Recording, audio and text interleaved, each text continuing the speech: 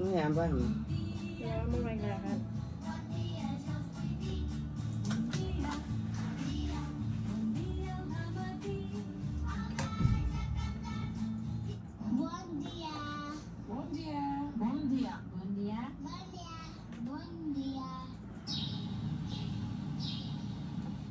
Bon dia suñu mbokk auditeur auditrice Espérance FM tey di jeudi 15 juin am mbégte ak contentement rek teew ci bile plateau comme ça su ne rek di waxtaan ci actualité yu gën a fës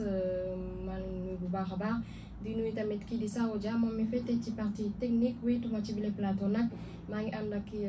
sama consoeur Suzanne Marsek. Suzanne nuyu naa la. Mariam fay naa la di nuyu bu baax suñu mbokk auditeurs yeeg internet yu ñuy suivre via la 95.2 ak les réseaux duñu fàtte tamit Sawo Dia mi nga xam ne moo ñu accompagné si bile matinal. voilà comme ni ko waxee rek ñoo ngi nuyu tamit suñu mbokk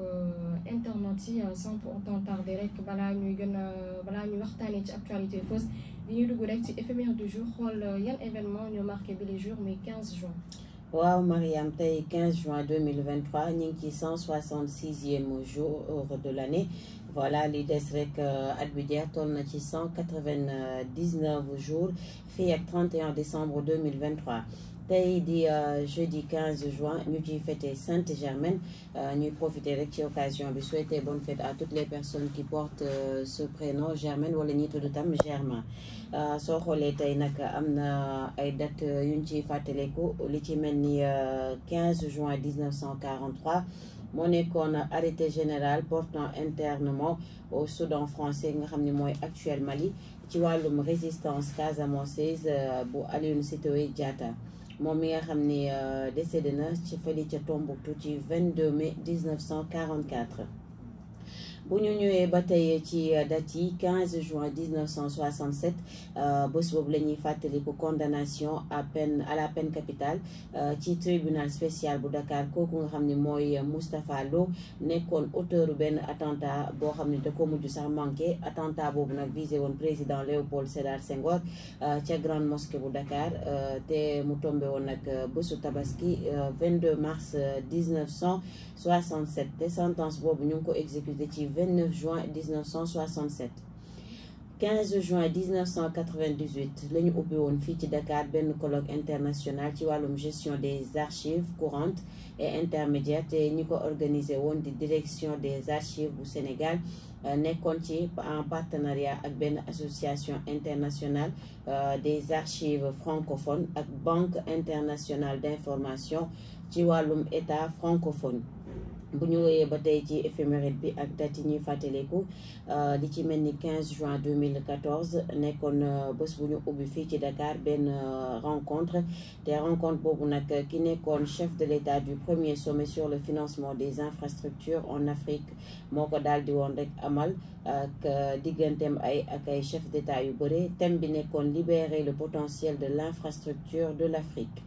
15 juin 2019 ay éléments français fii ci Sénégal nekkoon ci association ak ay forces armées sénégalais ñoo organisé woon première édition journée des blessés des armées mu nekkoon bés boo xam ne dañ ci doon fàttaliku wala sax di sargal ñi nga xam ne amoon nañ ay gaañ-gaañ ci seen mission maanaam ci armée bi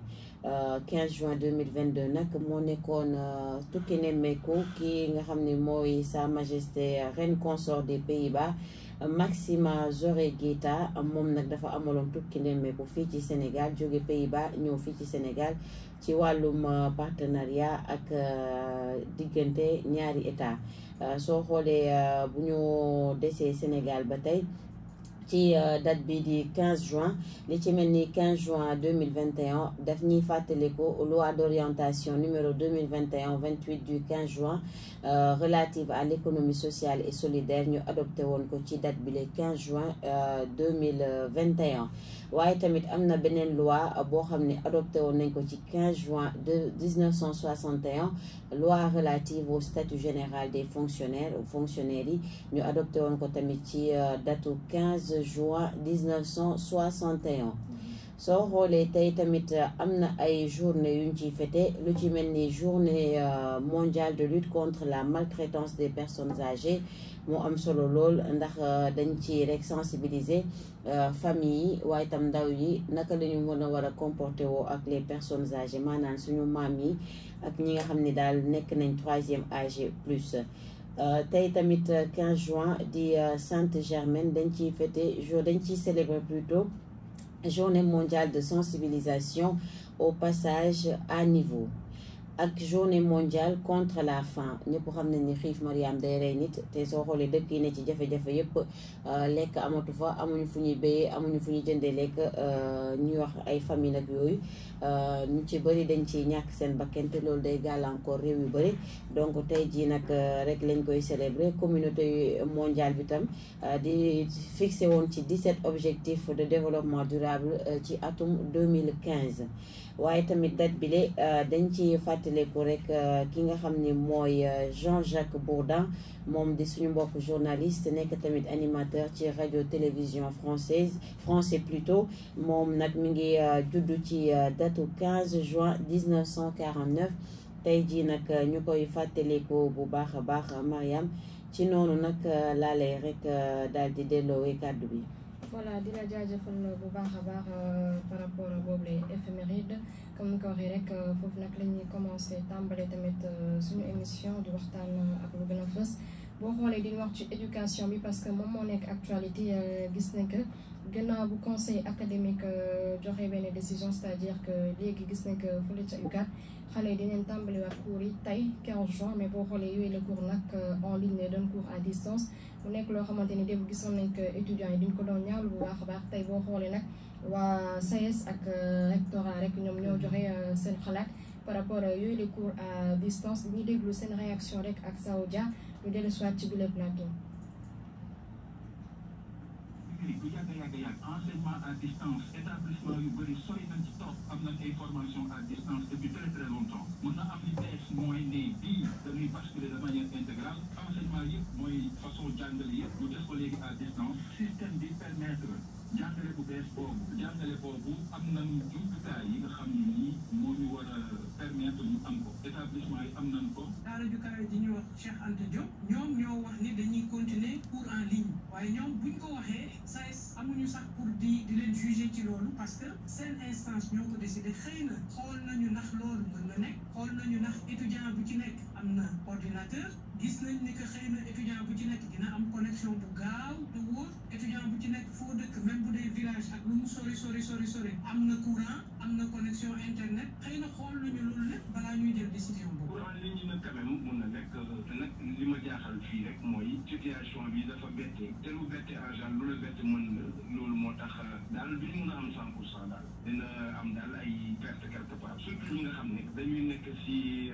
bërëb yoo xam ne réseau bi demee wu fa noonu ou bien daal seen force mayu leen ñuy mun a connecté wu sur internet en permanence mais li xew dëgg-dëgg mooy cours yi mun nañ leen ne denc fenn enregistré leen ba nit mun see jotaat wante de interactivité du am entre kii jàngale ak kii jàng loolu moom tamit dina poser problème bu fekkee ne réseau bi daal nekku fa. voilà ñoo déggandoo seen réaction waa SAES ak rectorat bi boo xoolee rek gis nañ que rek gannaaw bu ñuy joxee décision boo xamante ni cours yi dina doon en ligne léegi gis nañ que dafa andi polémique bu bëri surtout ci côté étudiants yi gis nañ que tamit nit ñi di ci prononcé mu nekk loo xamante ni du yomb comme ni ñu ko dégloo rek ak intervenant yi parce que boo xoolee ñu bëri peut-être dinañ ci am problème surtout ci côté réseau bi ak connexion bi gis nañ que tamit université UGB ñoom ba léegi waxaguñu ndax dinañ def cours en ligne waa Assane Seck nag ñoom nag ñu ne pareeguñu pour def ay cours en ligne parce que gis nañ souvent étudiants nekk UVS ñoom ay problèmes yu ñu tàmm di subir ce qui fait que dafay xaw a métti bu baax a baax surtout bu ñu waxee université Cheikh Anta Diop nga xam ne étudiants yi bëri nañ trop te boo xoolee ñu bëri dëkkuñu Dakar ñu bëri ay zone reculée lañ nekk Suzanne. waaw Mariam gannaaw manifestation yi amoon ci mois de début juin bi plutôt le 1er après gis nañ yàqu-yàqu yi amoon dégâts yi amoon yëpp fële ca université ba tax dañoo ne woon étudiant bu ne na nga dellu sa kër dañoo suspendre cours yi ba nouvel ordre il y a si début de semaine bi plutôt lañ ñu xamal ni que cours yi day reprendre ci ñaari université pour le moment université de Dakar mooy Cheikh Anta Diop ak université de Saint-Louis mooy Gaston Berger waaye waa Dakar tey jii lañ war a tàmbali seeni cours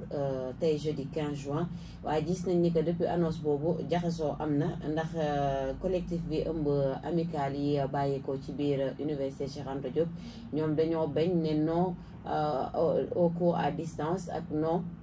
à une session unique donc ñoom loolu la ñuy bañ ndax déjà dégg nañ intervenant yi ñu souligner ni que cours à distance bi du ñëpp la am du ñëpp c'est pas avantageux pour tout le monde ndax soo xoolee bu fekkee Mariam yu seen kër dafa am wifi xam nga di nga mun toog suivre cours yi normalement mais imagine toi bu fekkee man dama nekk si benn région wala si benn village awma connexion wala bu ma waree am connexion damay jënd passe bu 1000 francs wala bu 2000 est-ce que loolu dina ma permettre ma suivre cours 1 heure de temps 2 heures de temps et autres loolu tam nañ si bàyyiwaat xel bu baax peut-être que jamono ji université mënagul recevoir étudiants yi ndax dégâts yi fa am il faut ñu réflexionner waat yu bëri waaye tamit cours à distance yi bu favorable pour les uns c'est pas le cas pour les autres loolu tamit autorité universitaire yi nañ ci xoolaat bu baax a baax tey le jeudi gëmuñu ni que cours yi dinañ ko respecté tey waaye nañu waxtaan ñu xool naka la ñuy def pour gën a arranger étudiants yi. voilà comme ni ko waxee rek ñu gën a waxtaan parce que boo xoolee boo déggee rek rectorat bi ñu ne fu période yu ñu toll ni période numérique la gis ne que dafa le monde évolue moo tax rek ñu jël boobu le système mais système bi comme ni ko souligné rek du arrangé ñu bëri mais am na ñoo xamante ne ñoo proposé tamit par exemple bu ñu defee cours ñu enregistré cours yi c'est-à-dire que yow mën nga arrêté cours bi mais boo demee ci ñi enregistrement bi di nga mën a suivre cours boo xamante ni na nga ko arrêté loolu tamit idée la j'espère que loolu tamit dinañ ci bàyyi xel di enregistrer peut-être cours yi pour les élèves yoo xamante ni du ñoo nekk fu sori. mais loolu est-ce que du nekk retard pour ñi nga xam ne xam nga yow boo suivre cours sa morom war a xaar enregistrement bi yow raw nga ko ndax di nga suivre beneen cours bien vrai que le monde évolue te tamit on évolue avec le monde waaye tamit même si le monde évolue te gis nañ ni que connexion si la ñëpp di liggéey waaye fii Sénégal connexion ñëpp mënuñu ko am bu fekkoon day mel ni yeneen dëkk européens yi nga xam ni booy dox si mbedd bi sax am connexion et autres on peut dire mais fii connexion boo ko amee c'est parce que dangaa jënd connexion. c'est ça tamit mu nekk loo xamante ne dina xaw a doy waar mais espérons que rek dina réussir parce que bu réussir rek je pense qu'ils seront obligés ñu jël beneen décision. voilà foofu la ñuy teg nag bi lay xibaar ñu dem fële ci l'international ñu xool tamit foofu lan moo gën a fës. waaw bu ñu demee ci xibaar yi bàyyeekoo ca l'international ñu commencé ko RDC dëkk République démocratique du Congo foofu nag violence yi dafa bëriwaat jamono ji surtout côté bi ñuy wax Kinshasa ndax soo xoolee xeex bi commencé woon na ci diggante ay province ca Mai-Ndombe foofu nag depuis daaw la woon lañ ca ràññee woon ay différent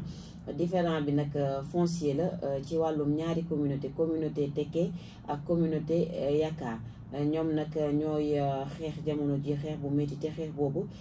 soo xoolee sax jóge na fi ñu nekkoon ba wër dëkk bi ndax ay village yu nekk ci commune bu ñuy wax Maluku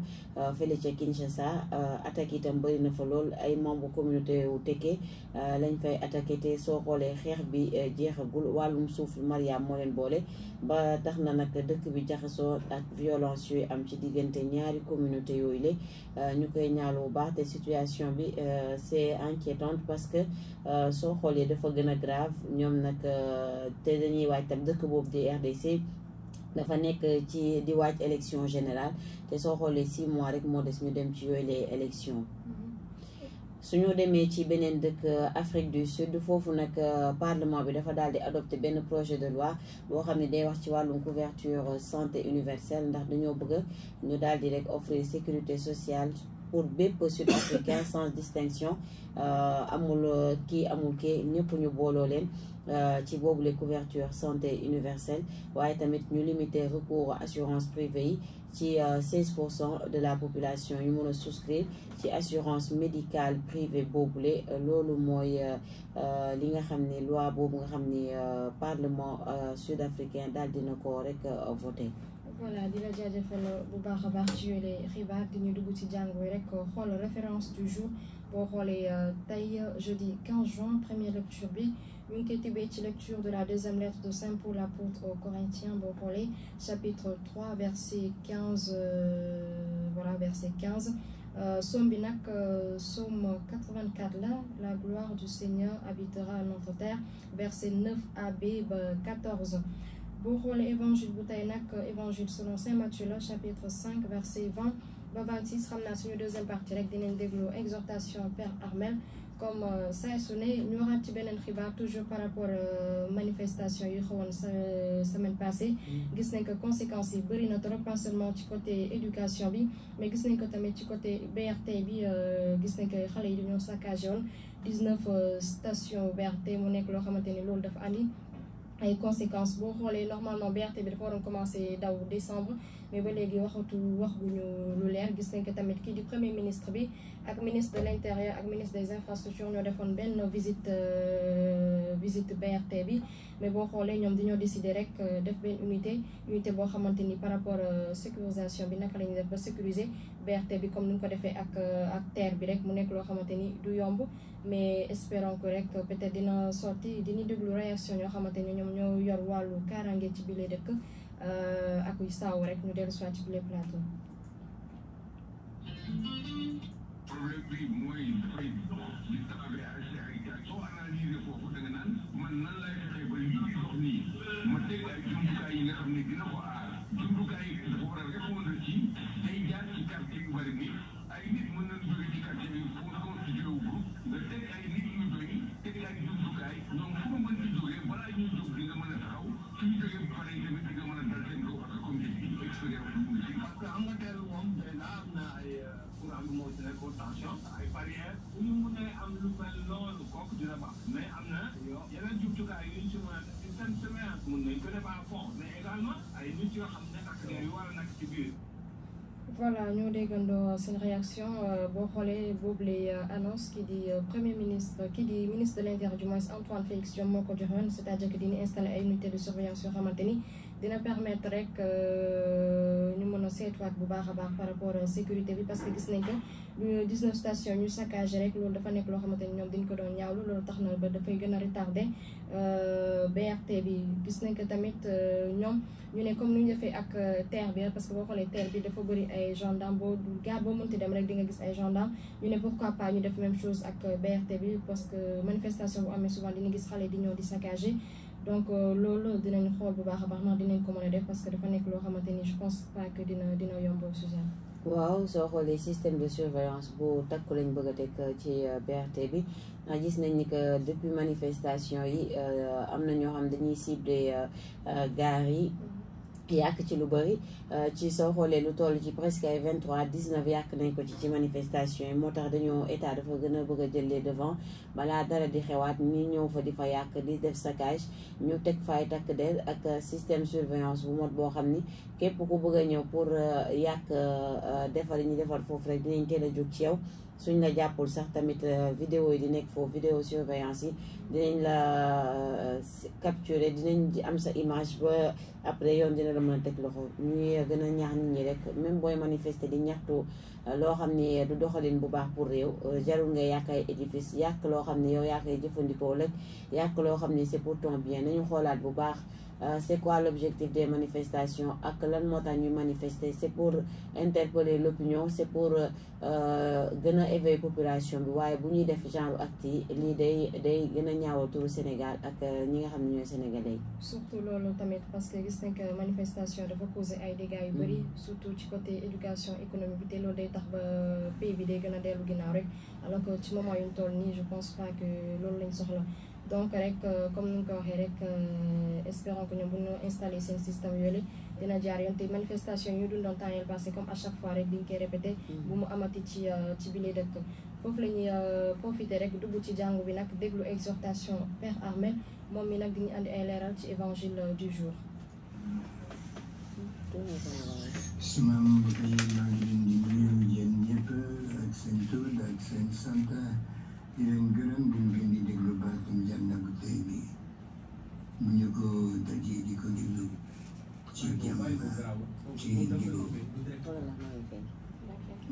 tey ci évangile bi Yeesu Kirist wax nañu ma ngi leen koy wax buñ seen njubte ëppul njubteeg xullokat ya ak pharisien ya dun ngeen tabi mukk ci nguuru Yàlla aji kaw ji ndaxte Yàlla ku jub la ñun dañu bëgg ñu nekk ay doomu Yàlla di dugg ci nguurum Yàlla ñun itam war nañu nekk nit ñu jub ñu uti njubaay ndax boo amul njubaay boo amulee njubaay amul jàmm gis nañu ci suñu réew mu Sénégal ci suñu askan léegi njubadi nañu bari trop ngir njubadi ñooyu loolu moo tax am na ay nit ñu bari dinañu mer ak bu ñu meree dinañu xeex di xuloo di làkk seen lekk yëfu jàmbur di def yëpp ba ñu rey nit ki ak Yeesu Kirist wax nañu bu leer mere nit ak boom ko mere nit ak boom ko rey ko ñu jëm fa kanam Yàlla mere nit ak boom ko ñu jëm fa kanam Yàlla Yeesu Kirist dafa koy faram-fàcce lu tax mu wax loolu mu ne dégg ngeen ne waxoon nañu maam ya ne leen bul rey nit ku rey nit yoon dina la dab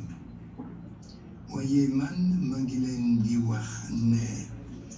képp ku mere sa mbokk dinañu la àtte loolu moo tax Yeesu Kirist lu mu bëggee mooy ñu soppi suñu dund soppi suñu jikko wante surtout suñu bi soppi suñu xel ba nañu am cofeel du dëgg ci suñu biir xel cofeelum Yàlla ak lu ñu war a def ci loolu mooy di déglu xel mu sell mi ci suñu biir xol déglu xel mu sell mi ko mooy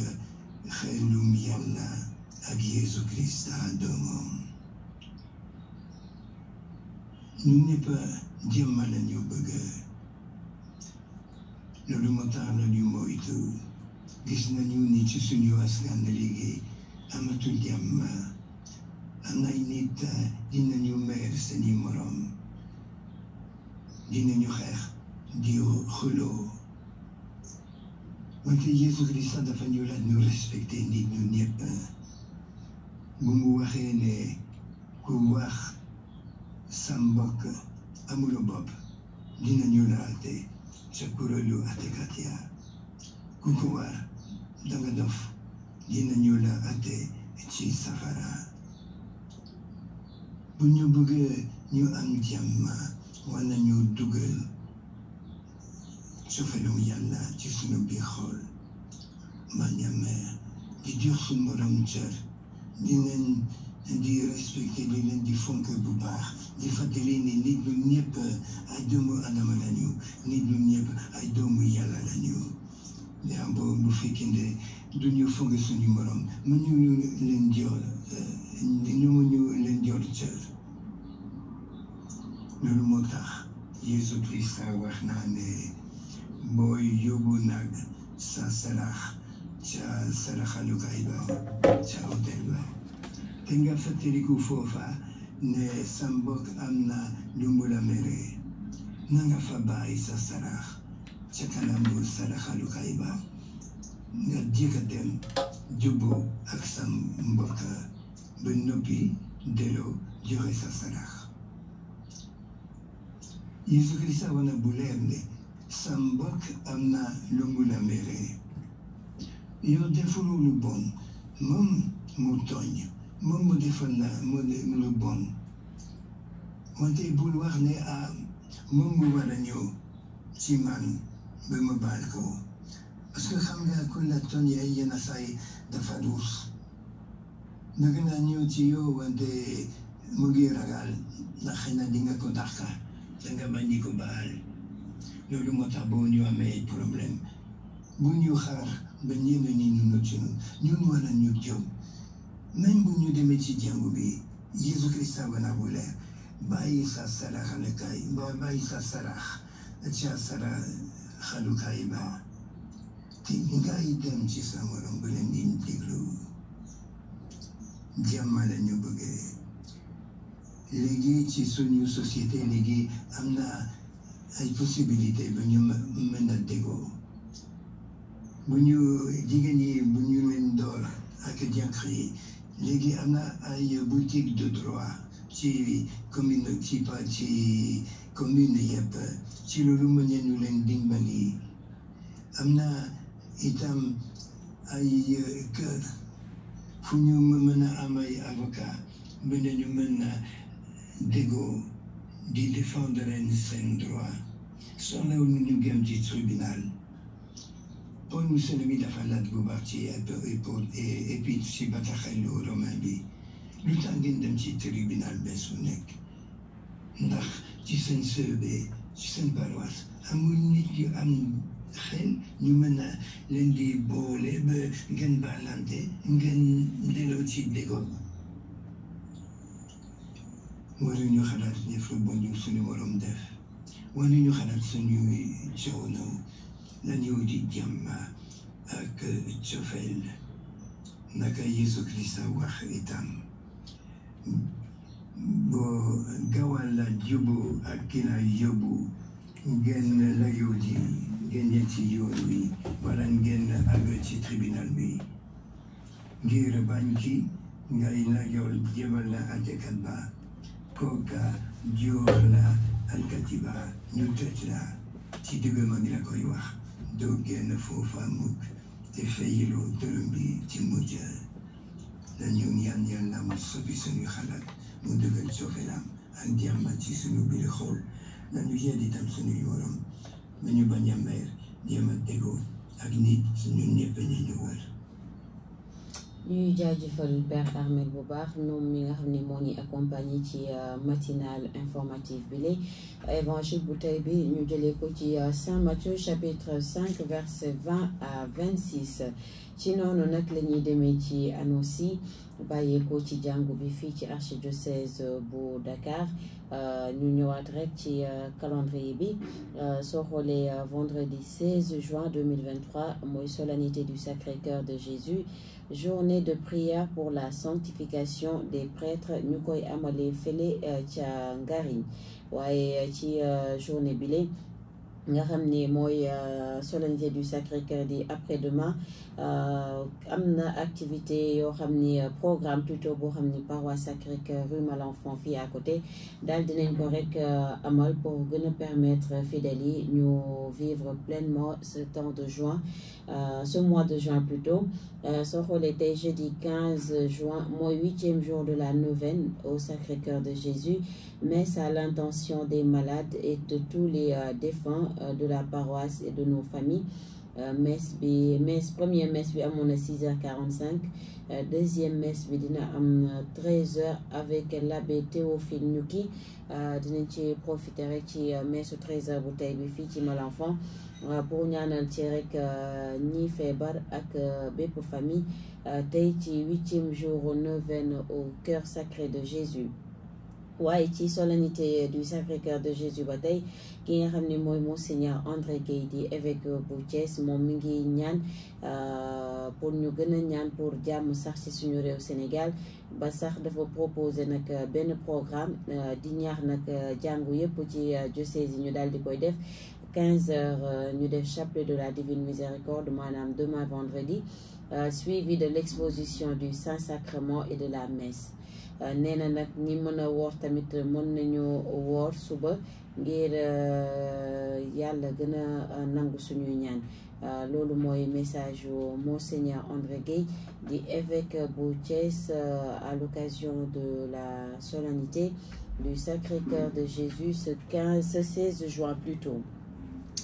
ñu continuer ci annonce yi ba tey ak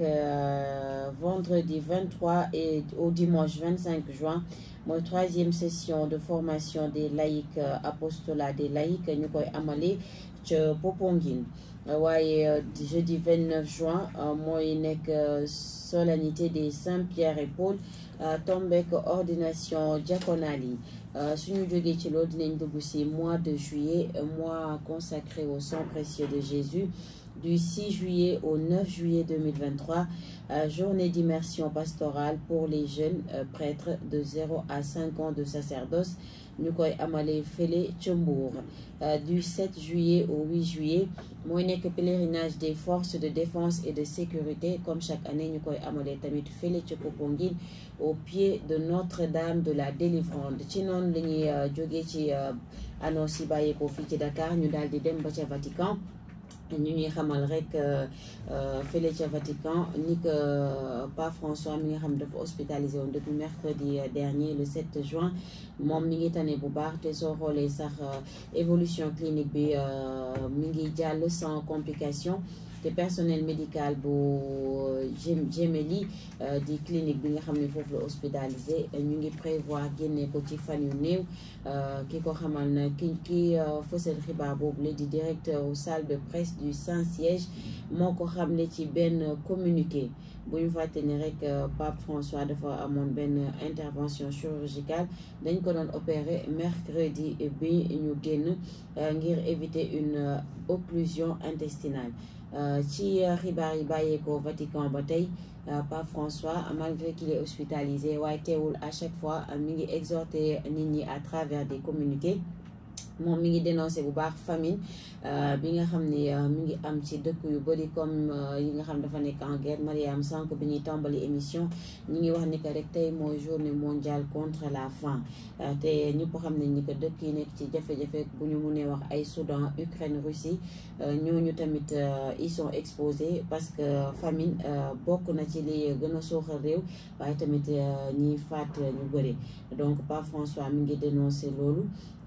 dinaan dénoncer famine bi une famine de fraternité et appel à dire non à la guerre ndax soo xoolee nee na lii di xew ci jamono ji mel na ni rek 3e guerre mondiale mooy ñëw ndax conflit ñu ngi gën a yokk stabilité dëkk yi c'est menacé mu ngi mel ni dañuy dund benn 3e guerre mondiale en morceaux te moom daal mi ngi ñaax nit ñi rek ku nekk gën a dox ci tànk jàmm ndax jàmm ci la lépp xaj moom nag ci communiqué ba tey mi ngi naan ñu non à la guerre di wax rek ni que ñu gën a dox ci tànk jàmm nee na seule la paix est juste et la paix est possible si elle est vraiment voulue ku bëgg a jàmm di nga dox ci tànk jàmm na ñëpp ut jàmm ndax moo gën ci ñëpp. Pape François continue di défendre dignité wu pauvre yi nee na bu ñu kontaan ci ñii di dund néew doole plutôt waaye nañ leen gën a jàppale ngir ñu mën a dund ñoom it dund bu neex. Pape François di wax loolu ngir ñu waajal bu baax journée mondiale des pauvres bi nga xam ni ren dinañ ko amal ci 19 novembre 2023 soo xoolee le souverain pontife moom li muy ñaax nit ñi ci jàmm ak ñu gën a doole néew doole yi bëri na bu baax Mariam na ñëpp gën ci bàyyi xel. bu ñu continuer ba tey ci information yi bàyyi ko ci Vatican ñu ñuy xamal ni que rek conférence épiscopale des évêques catholiques du Burkina ak Niger ñoom daal dinañ rek ubbi mardi 13 juin ay travaux ci assemblée plénière ordinaire te assemblée boobu nag dina am ba 17 juin maanaam ba ci week-end bi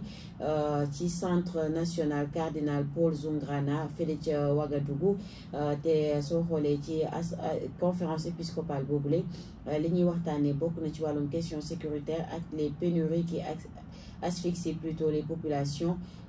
loolu la ñuy waxtaanee ci boobule assemblée plénière entre évêques yi bàyyeekoo Burkina ak Niger. Mariam foofu la ñuy jeexalee annonce yi bàyyeekoo ci jàngu bi ñu daal di dellu ci yeneen xibaar. voilà di la jaajëfal bu baax a baax foofu la ñuy tëjee suñu partie religion ñu ñëwaat fii wax ci yeneen xibaar Suzanne boo xoolee rek waa bureau exécutif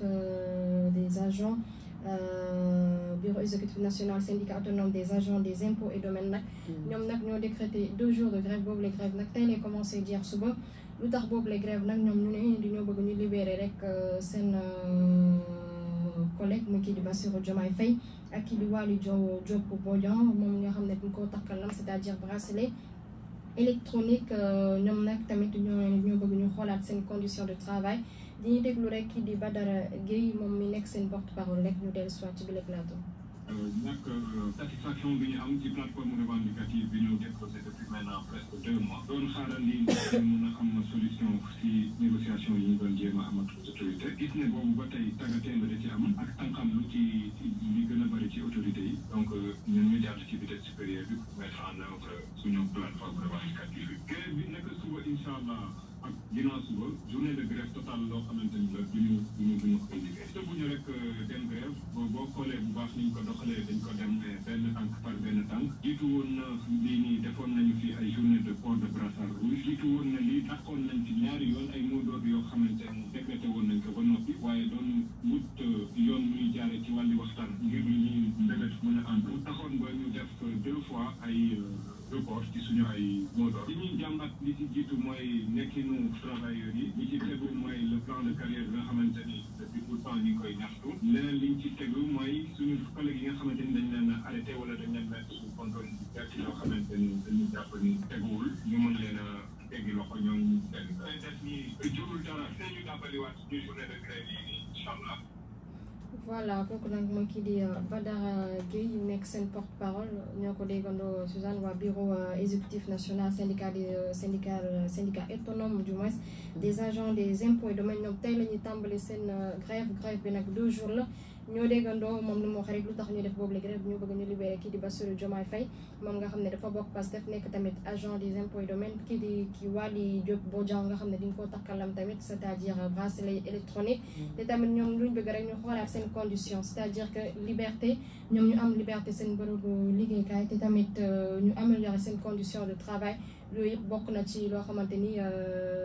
loolu moo tax rek ñuy def 2 jours de grève gis nañ que tamit nag demain depuis temps yi le passé ñoom dañ doon ñaawlu bu baax a baax conditions de travail agent des impôts et domaines surtout tamit ak ku ñu teg loxo muy Bassirou Diomaye Faye nekk seen collègue donc rek boobu la grève nag grève totale lay doon mu nekk loo xamante ni dina jouer bu baax a baax ci côté inspection des impôts et domaines Suzanne. waaw Mariam bu ma juumul ñu ngi si seen 2e plan d'action soo xoolee depuis bi ñu jàppee Bassirou Diomaye mën nañu ni ko def na léegi 2 mois parce que ci mois d'avril la woon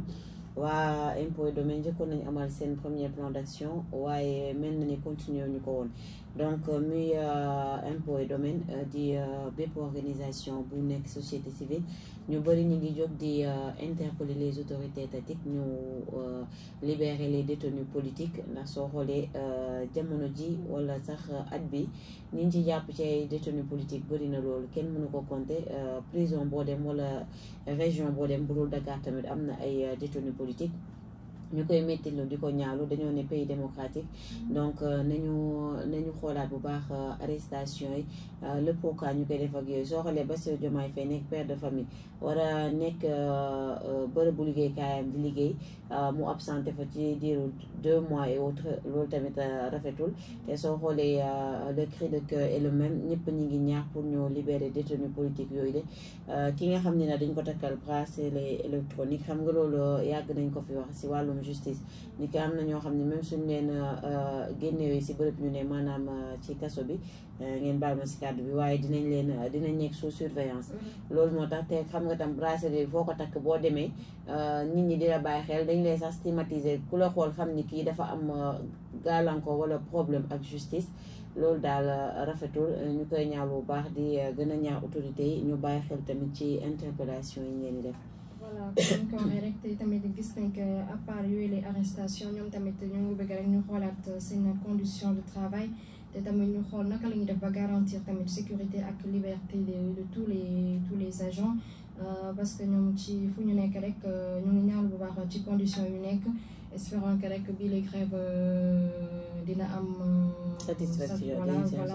comme ni ko waxee parce que gis nañ que c'est pas la première fois comme ni ko souligné rek espérons que bii rek dara dina sotti bu ñu paree ci boobu xibaar ñu wax tamit ci beneen xibaar bu gën a fës Suzanne boo xoolee démb rek lañ doon annoncé kii di Sidya Ndiaye nag moom nag nekkatul ñàkk na bakkanam gis nañ que le monde du travail dafa nekk en deuil boo xoolee nag démb ministre du travail du dialogue social nag des organisations professionnelles et des relations avec les institutions moo ko doon delloo njukkal di ñëwaat rek ci parcours Sidya Ndiaye te tamit di souligner que dafa nekkoon koo xamante ni moom dafa bëggoon liggéeyam nekk syndicaliste boo xamante ni woon nag dafa doon joxe boppam bu baax a baax surtout ci côté travailleur des collectivités territoriales yi ñuy déglu kii di Samba Sy rek moom mi nekk ministre du travail du dialogue social des organisations professionnelles ak des relations avec les institutions ak saw ñu dellu soit fii. xibaar boobu muy xibaar boo xam ne diis na ci dëkku ndax Sidya nekkoon koo xam ne doon xeexal liggéeykat yi waaye itam réewuloon mbir diggante li nga xam ne bëgg na ko mu ngi koy yóotu ak li nga xam ne mën na nekk ñoom bëgg a wax mooy booy waxtaan ak Sidya bi nga xam ne liggéey si loolu mooy li nga xam ne loolu amal jeexital si réew mi ba tax na nag ku mel noonu di jiite ab kuréel am ràññeetle boobu ngay jëf ak moom lu neex la amoon na détermination amoon na engagement ku sóobu woon la ci li mu doon def bëggoon vraiment dékkali maanaam suuxalaat intérêt ak yelleefu liggéeykat yi waaye nag réeréwuloon ne liggéeykat yi ci réew mi lañ bokk ba tax na li muy dem dëddu àdduna nekk na loo xam ne lu xaw a diis la diñ ko déggoo ñaan yàlla fi mu voilà kooku nag moo kii di Samba Sy nekk ministre du travail du dialogue social démb rek moo doon delloo njukkal kii di Sidya Ndiaye nag démb lañ annoncé rek dafa ñàkk bakkanam fële la nekkoon ci hôpital principal de Dakar moom mi nekkoon tamit secrétaire général de la fédération générale des travailleurs du Sénégal gis nañ ko rek dafa nekkoon syndicaliste bu mag moom nag moom dafa doon jàppale bu baax a baax du moins travailleurs des collectivités territoriales kii di Samba Sy nag di waxaat rek ci liggéey Sidya Ndiaye dinaan moom dafa nekkoon koo xamante ne rek dafa bëggoon liggéeyam bu baax a baax ñu profiter rek di présenter nos condoléances Suzanne. Mariam waaw ndax démb bi ñu déggee nouvelle bi sax ñun ñëpp tiit ne ay waaye kan mooy porté wati parole des syndicalistes Sidya Ndiaye ku ko xamul tam dégg nga ko te yaakaar nañ ne que journaliste surtout am nga occasion côtoyer ko parce que moom tout le temps da doon porter la voix pour les syndicalistes kon ni ñu ko waxee sànq ci wàllum collectivité territoriale moom mi nga xam ne moo nekkoon secrétaire général FGTS Fédération Générale des Travailleurs du Sénégal nag mu daal di rek génn àdduna démb ci xibaar yi ñu ngi xamal ni que dafa tawatoon dafa feebaroon te dernièrement rek duñ koy déglu si média yi mi ngi doon porter combat waa ànd gësëm mooy ñi nga xam ne ñi ngi nekk ci santé ak yooyu ñoom Mballo Dia Thiam ñoom ñëpp la ñuy jaale ndax métti na lool Sidya Ndiaye ku ko déggul xam nga ko surtout ci wàllum 1er mai fête du travail bokkoon na ñi doon nekk au devant de la scène pour yóbbu yooyu les cahiers de doléances au président de la République génn na àdduna ñu yaakaar ni que rek peut-être keneen kuy ñëw jël place am tamit dina def li raw li mu def ndax def na liggéey bu jéggi dayoo ñëpp di ko doon ci encourager surtout les syndicalistes ndax toogul benn yoon te tànkamluwul kenn ci wàllum revendication ak pour xoolaat bu baax lépp lu jëm ci conditions travail et autres. voilà mu nekk loo xamante ni métti na ci ñoom mais gis nañ ko rek am na ñoo xamante ni ñoo ngi fii dinañ ko remplacer te tamit dinañ continuer liggéey bi ñu wax ci beneen brève rek ñu wax ci blocus autour du domicile de Sonko boo xoolee nag kii di maître Ciré Clédor Ly moom mi nekk avocat Sonko nee na moom nag day saisir la CEDEAO parce que gis nañ que muy commencé yàgg na bu baax a baax par rapport blocus boobu la kii di Ousmane Sonko moom ci këram ba léegi mënul génn mënul dem fenn moo tax avocat bi di ko ñaawlu bu baax a baax ñoom gis nañ ko rek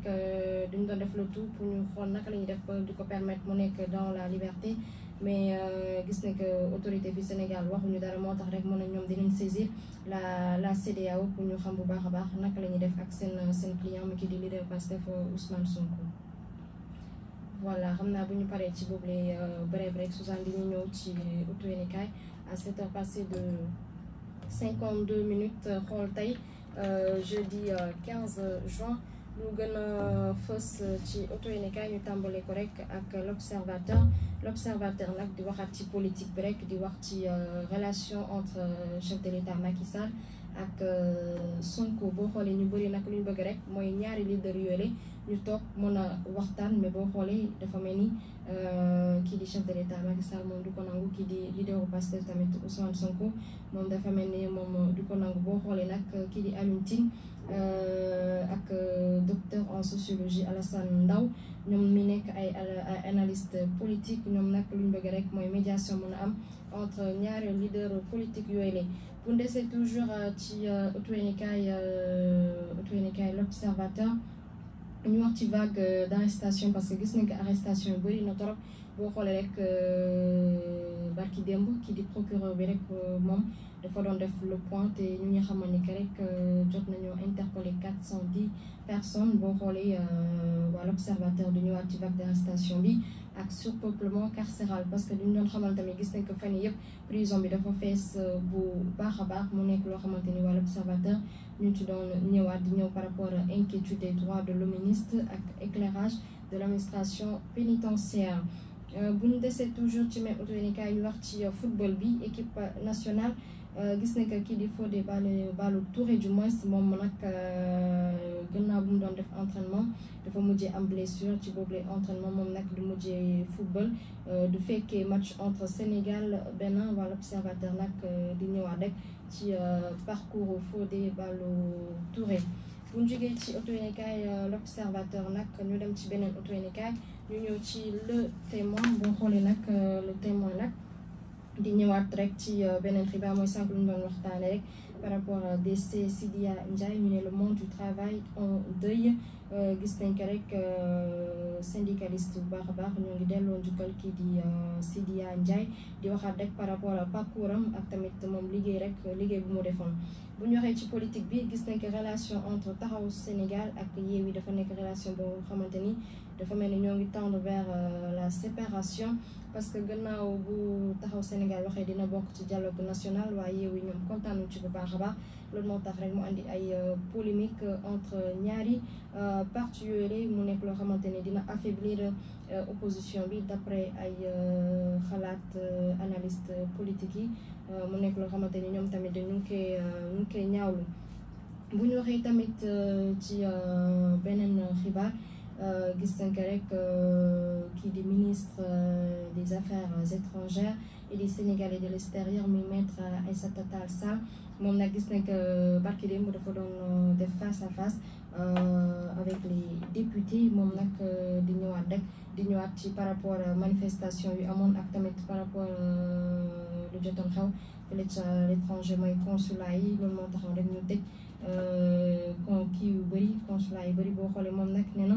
les 500 millions de francs CFA du budget annuel consacré au rapatriement des dépouilles de nos compatriotes ont été déjà consommés depuis le mois de mars. boo xoolee le témoin moo ñu xamal boobu le xibaar. mu nekk loo xamante ni rek dafa surprendre Sénégalais yu bëri. bu desee toujours ci le témoin ñu wax nag ci beneen xibaar. ñu wax ci football bi du moins gis nañ que kii di Fatma Samoura moom nag ñu xamal ni que rek moom nag dina quitter postam au sein de la FIFA. moom mi nekkoon secrétaire général de la FIFA moom nag dina quitter postam en fin d'année. le témoin moo ñu xamal boobule xibaar. bu ñu waxee ci football bi toujours gis nañ ko rek équipe nationale kii di Cheikhou Kouyaté moo doon prononcé ci bile auto yéenekaay di wax ci coupe du monde bi. gis nañ ko rek moom lu mu wax nee na je ne voulais pas lâcher mes coéquipiers, j'ai forcé pour jouer, parce que gisoon nañ ko tamit moom amoon ay temps dafa amoon ay blessure. mu nekk loo xamante ni rek waa témoin di ci ñëwaat. te tamit gis nañ ko match entre Sénégal Bénin ñoom nag lu ñu wax rek ñu ne pare nañ bu baax a baax pour affronter waa Bénin. bu ñu waxee ci préparation Afrobasket 2023 le témoin di nga xam ne kii di Didi Kane moom mi nekk meneuse moom nag nee na pare na bu baax a baax pour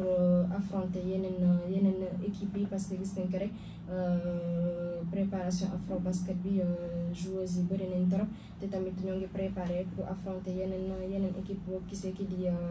Didi Kane moom nag moo doon prononcé ci auto yéenekaay le témoin. bu ñu jógee ci auto yéenekaay le témoin